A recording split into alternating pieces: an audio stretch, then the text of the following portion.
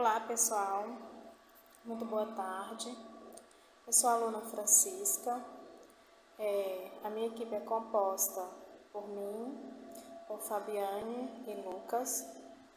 O tema que vamos apresentar é sobre a técnica vocal aplicada à música popular brasileira, sonoridades possíveis nos arranjos corais do maestro Marcos Leite.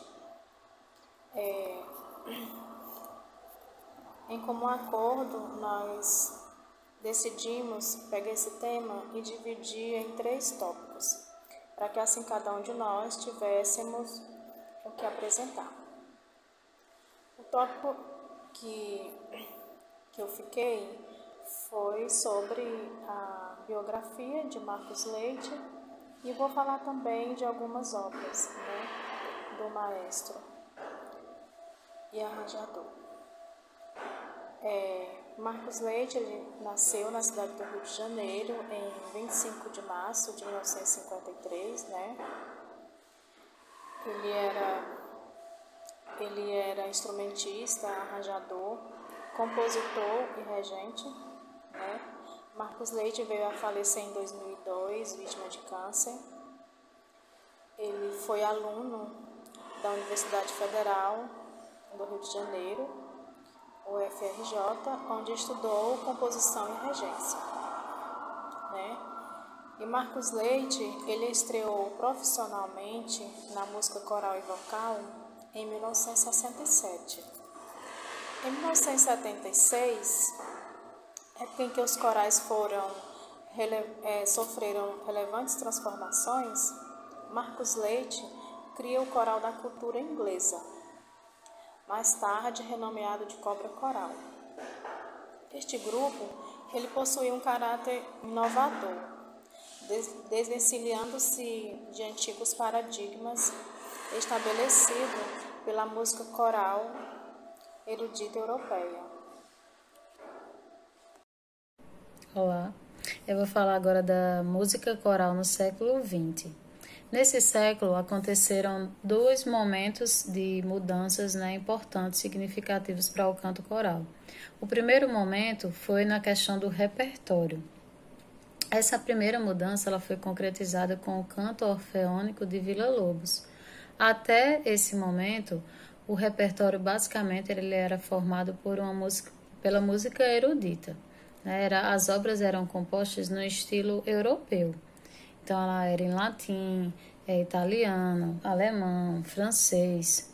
E com a composição de Villa-Lobos, passou-se a ter a questão da influência do folclore brasileiro. Então, essas canções, ele utilizava elementos dessas canções, elementos rítmicos, elementos melódicos do folclore, para compor novas obras de canto coral. Esse seria o primeiro momento. O segundo momento, ele foi na questão de manifestações e movimentos artísticos e culturais que estavam acontecendo lá pelos anos 60.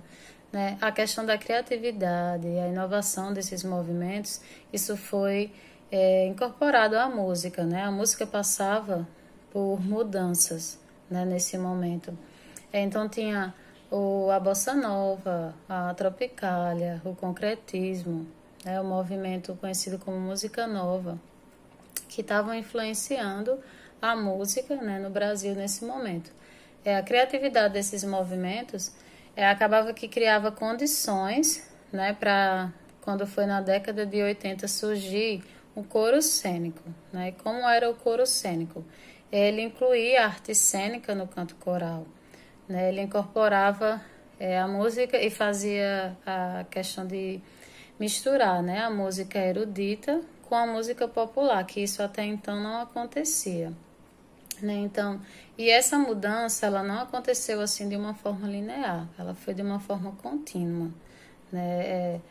Na verdade, aconteciam assim, as manifestações anteriores, elas iam incorporando o que ia acontecendo de novo, Então, eram dadas novas interpretações para a música e foi gerando essa mudança na música de uma forma como um todo, A nossa pesquisa ela foi feita baseada no artigo Corpo, Voz e Movimento, para essa parte da música coral, né, que é da Silvia Helena Zanata. E agora o Lucas vai continuar falando um pouco da garganta profunda, tá certo? O grupo Garganta Profunda, ele surge no Rio de Janeiro, no ano de 1984. E tinha como primeiro nome Orquestra de Vozes Garganta Profunda. Ele contava com mais ou menos a participação de 23 integrantes, e foi um grupo criado por Marcos Leite, onde ele ali trabalhou suas ideias inovadoras, difundindo essa prática pelo Brasil e por todo o mundo. Em 1986, o grupo gravou o primeiro disco, já com um número reduzido de participantes. E nesse ano, 1986, o grupo simplificou o nome e adotou somente Garganta Profunda. Em 1987, foi gravado o segundo disco, com o nome Yes, Nós Temos Braguinha. E aí esse grupo, a gente pode perceber uma formação vocal sólida, que utilizava recursos cênicos, e foi um grupo que se tornou referência nesse gênero. A gente pode reparar nos relatos, também observando nos vídeos, que eles realmente utilizavam a parte cênica, né, do teatro, mas com ligação na música. Então, após a morte de Marcos Leite, né, o grupo ainda se manteve, mesmo com um número reduzido, né? Então, teve ainda uma atividade expressiva, principalmente no Rio de Janeiro. E aí uma curiosidade que em 1994 eles tinham mais ou menos 120 apresentações anuais, né? Muitas apresentações durante essa trajetória, né? E aí algumas músicas que trabalhava esse grupo, trabalhavam músicas da Tropicália e também dos Beatles. E aí em 1995 o grupo se reduz a 5 integrantes, né, mas ainda se manteve vivo. Vale ressaltar, né, que é muito fácil localizar vídeos, né, sobre essa trajetória do grupo. Então, encontra facilmente na internet vídeos sobre a história desse grupo e apresentações também.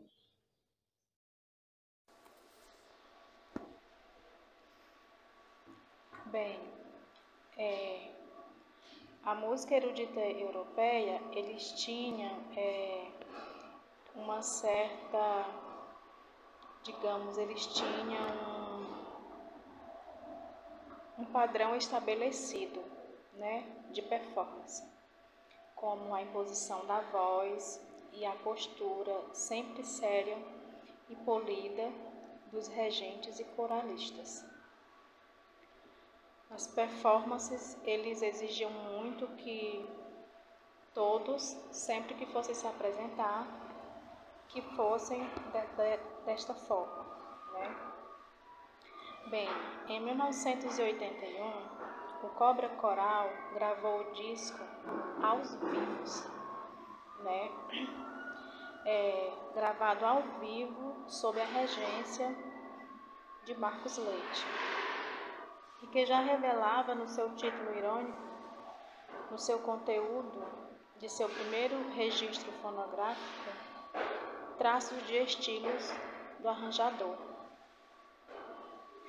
Em mais de 3 décadas de trabalho, ele deixou um acervo muito extenso de arranjos para diversas formações vocais, abrangendo todo o repertório da história da música popular brasileira, desde a folclórica, como samba, choro, bossa nova, tropicália, jovem guarda e outras mais. Ao mesmo tempo, no seu trabalho como pedagogo, ele preocupou-se com as características vocais dos cantores brasileiros, né? E também com o provimento de repertório que atendesse aos diversos níveis de proficiência dos cantores, né? Além do seu repertório principal, composto de canções brasileiras, Marcos Leite Criou também arranjos instrumentais para voz, ou seja, baseado em vocais ou em sons onomatopeicos, sem letra, né? Criou ainda arranjos vocais para músico do conjunto de rock britânico The Beatles, né?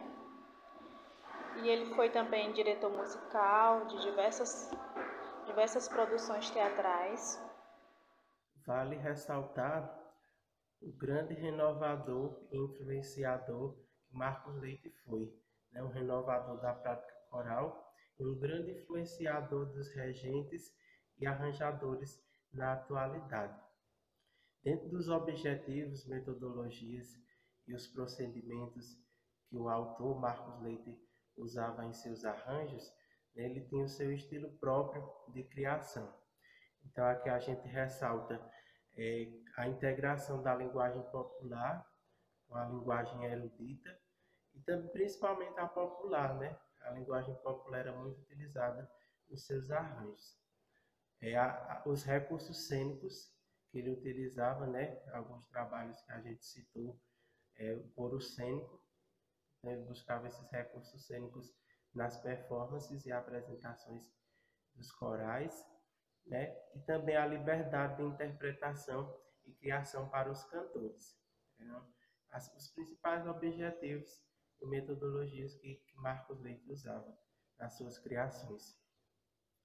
Em ligação, ele trazia também um equilíbrio nas disposições vocais e nos elementos criativos. Ele escrevia os arranjos de maneira muito simples, como também objetivas e criativas.